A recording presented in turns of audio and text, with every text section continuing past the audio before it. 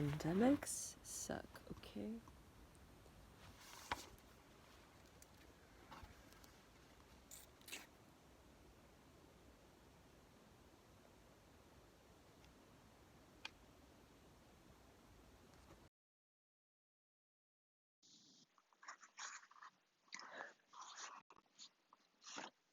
Lunar Outfitters making the Apollo spacesuit. Chapter 1, School of Hard Knocks. The story of the ILC spacesuit has its roots in the early 1950s, when a small group of hard knockers, as they would call themselves, began developing pressure suits to protect humans in space. Their moniker comes from the term School of Hard Knocks, which means learning primarily through experience, mistakes, and hands-on work, as opposed to gaining knowledge from college or textbooks. That phrase aptly describes these men and women, as they were not part of the formal aerospace organizations that the Air Force or NASA usually dealt with. The company was better known for making commercial products such as bras and girdles through a closely tied parent division named Latex. It probably turned out to be a good thing because the hard knockers frequently thought outside the box when designing spacesuits and didn't always follow the aerospace community's set of guidelines.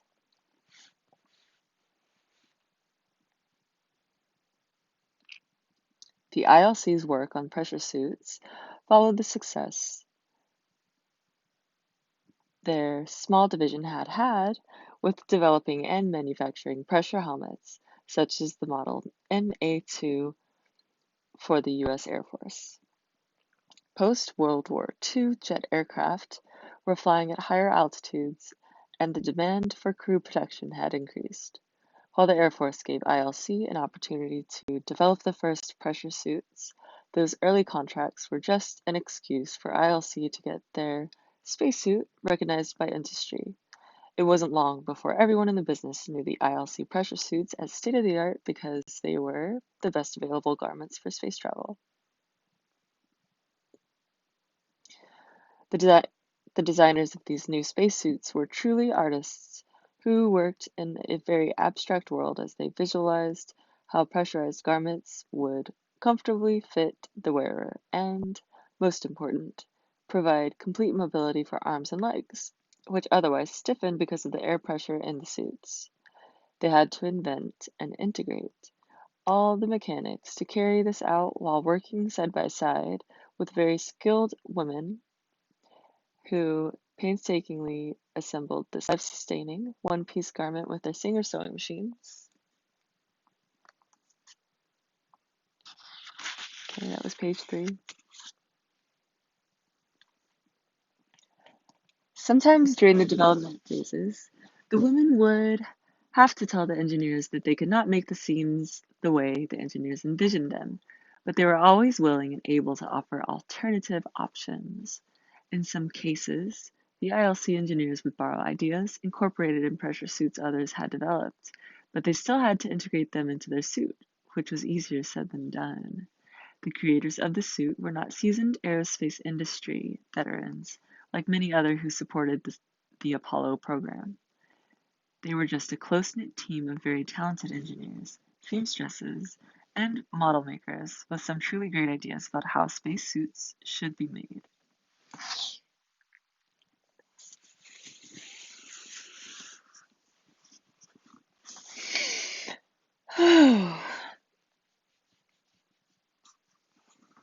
It's like extremely cold outside and now I'm warm inside.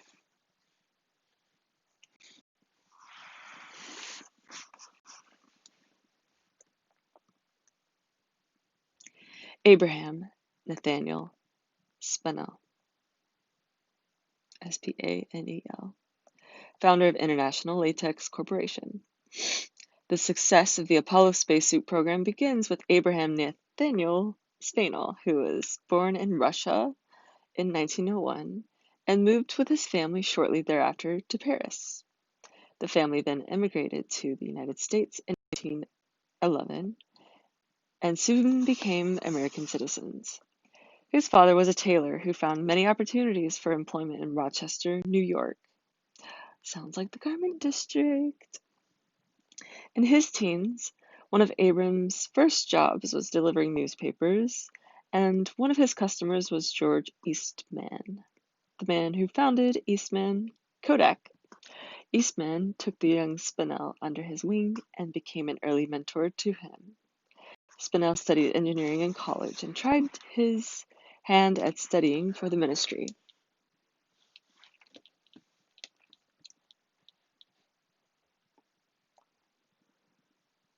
In 1926, at the age of 25, he formed a company, the Vacuumizer Corporation, which manufactured moth-proof vinyl garment bags that were used to promote the sales of Electrolux vacuum sweepers.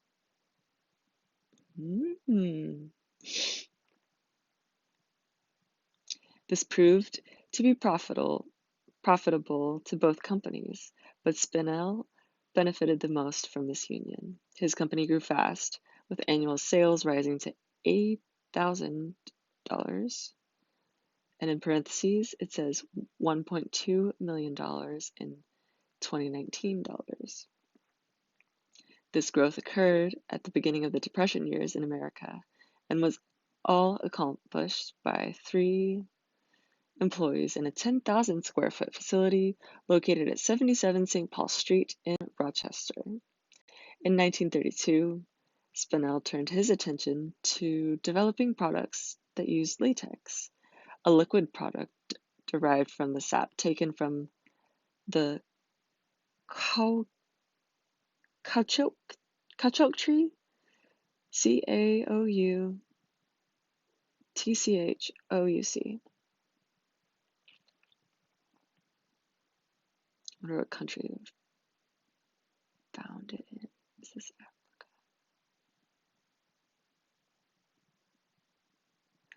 South America.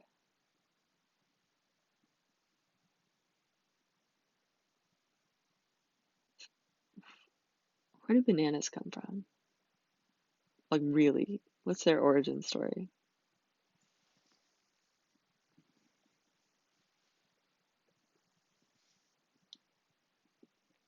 Latex. It performed much better than the solid, crude rubber others were using at the time. Maybe they should make latex O-rings. He brought some latex manufacturing equipment. I can't even imagine a latex O-ring. Oh, it is the first day of 2021, January 1st.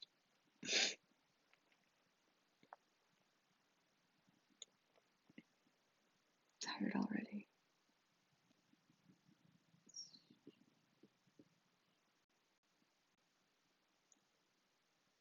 He bought some latex manufacturing equipment in Dayton, Ohio, and had it shipped to Rochester. The purchase included several patents for manufacturing products using latex rubber. Soon after setting the equipment up in Rochester, he began production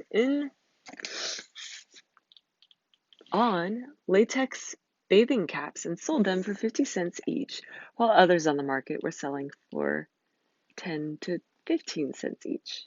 He called his new company the International Latex Corporation.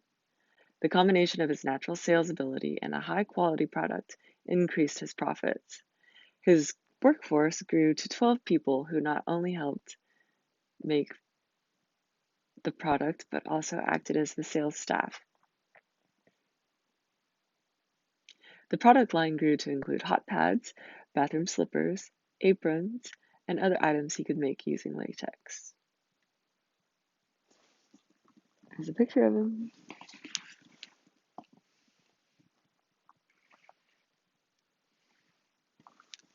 Been in the book too much.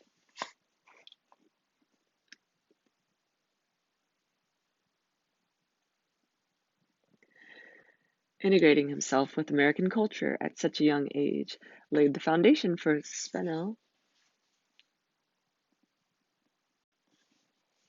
I don't know how to pronounce it, to become a steadfast American patriot who took a strong stand on the side of the anti-isolationism movement just before World War II. Proud of his Jewish heritage and aware of Nazi actions in Europe, he espoused his feelings about anti-isolationism anytime he had the opportunity. That is so weird because we're like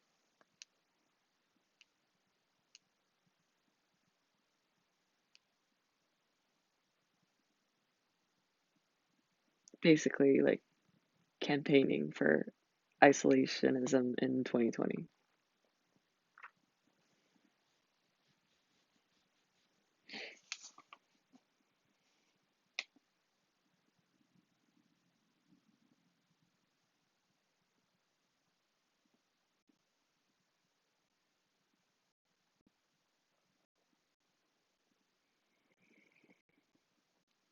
Opportunity. In 1936, Spinell realized that it was again time to grow the business, so he moved his new operation to Dover, Delaware, because of its proximity to Philadelphia, Washington, Baltimore, and New York. Spinell likely moved the operations to the Dover area because the winter weather was much more favorable there than in Rochester, where the vats of latex stored outside were in constant danger of freezing during the winters. If that happened, he would lose the product at great cost. He found 10 acres of relatively inexpensive property in Dover. His research had indicated that he could find a good workforce to draw from in the area. He proceeded to erect a 100,000 square foot building that, page 6, included many modern amenities. There's a footnote, endnote, never mind. He incorporated the new company in Delaware on September 24th, September 24th, 1937. The 10 acres and the new building were known as Play-Tex Park, from the registered trade name he used to market his products nationally. He closed the Rochester plant soon after he opened the Dover's facility. He brought about 50 managers and engineers from Rochester and hired another 100 from the Dover area.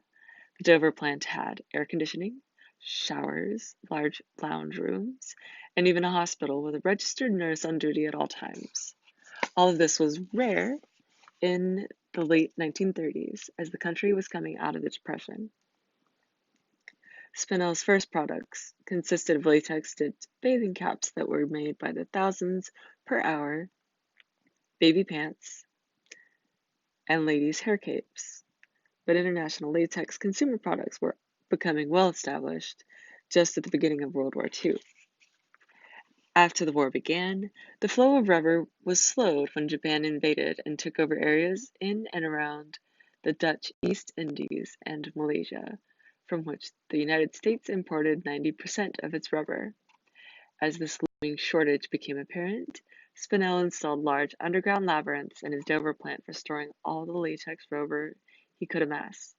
The walls of these underground tanks were even coated in beeswax to protect the product. At the start of the war, Spinell had 1,835,085 pounds of latex in those tanks.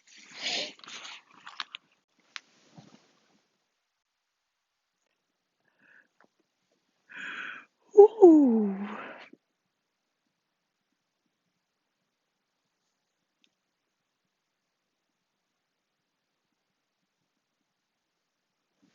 Okay.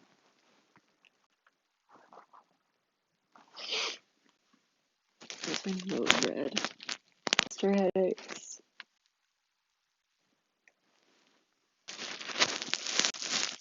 My jaw is dislocated.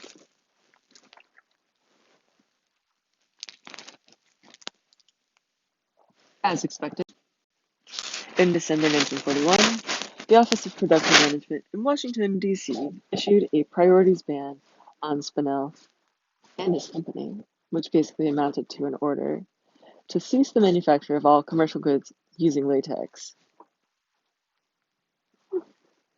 As with other manufacturers who had stashed a quantity of this valuable commodity, he was forced to sell much of his latex back to the government. His plan at that point was to begin designing and producing rubber goods for the U.S. military.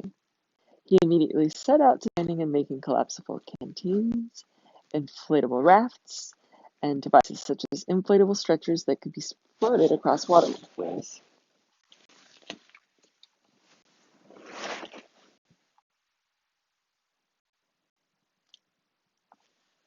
Never mind anyway.